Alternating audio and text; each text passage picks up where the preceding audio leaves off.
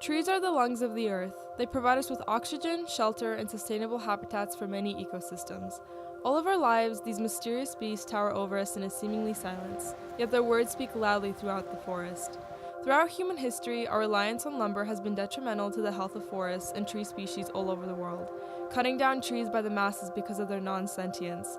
What most people wouldn't realize is the extensive networks of chemicals being traded between mother trees and their offspring and what is now being acknowledged as a tree language. Although this research is still fairly young, these findings indicate that trees aren't just inanimate objects, but rather complex beings with the ability to communicate and cooperate. I sat down with my old high school teacher, Rodney Schroff, an expert on environmental science and forest studies. In order to gain a deeper understanding of this topic, I asked him why tree communication was important to acknowledge. Well, I think that if you understand particularly the role that these hub trees play in the communication and nurturing along the young trees, then we understand the need to leave some of these big old trees so that the young trees have access to this fungal network.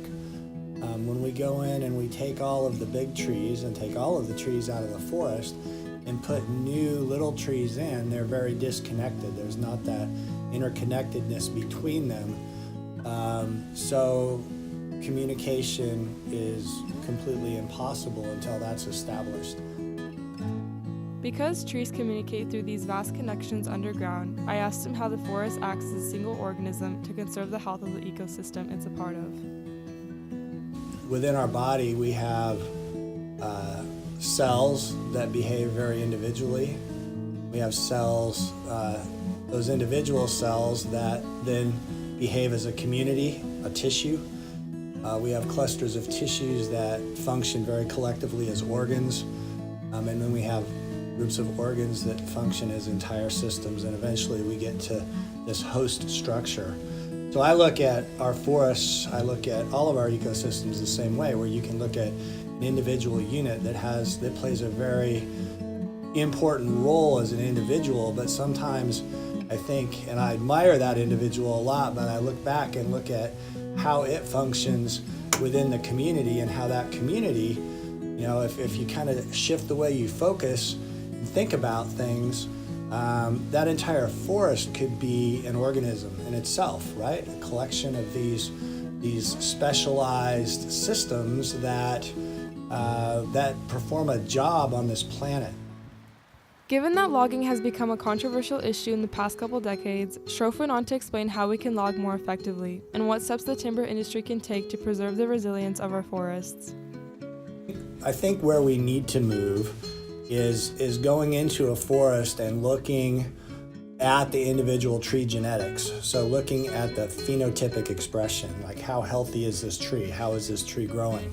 And what we've done in the past is the best looking trees are the first ones to be cut down. And what we need to see those trees as the genetic stock that we want in that forest. So we need to go in and for a few generations, we need to identify the trees that are diseased, the trees that are more susceptible or growing not how we want them to grow.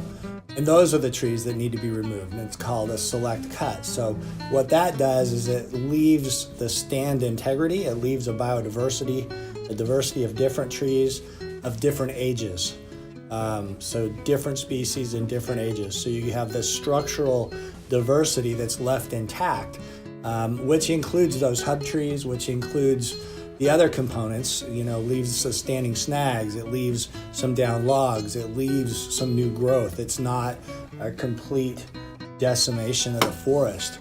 And by leaving that integrity and at the same time pulling the genetics that are not the best genetics out and leaving the good genetics, after a few generations, you have a really healthy forest where all of your trees are different ages and many are different. You have great speciation and you have a great stand of genetics within that.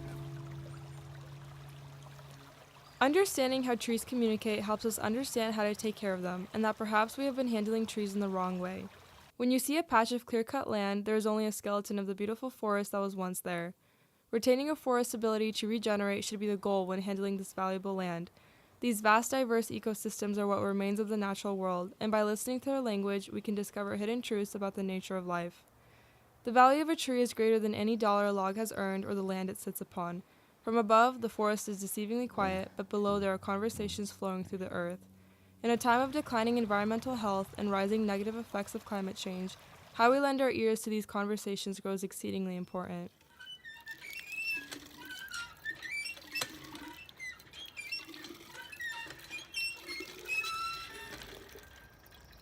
A nice, refreshing cold beverage from the good old nature scene.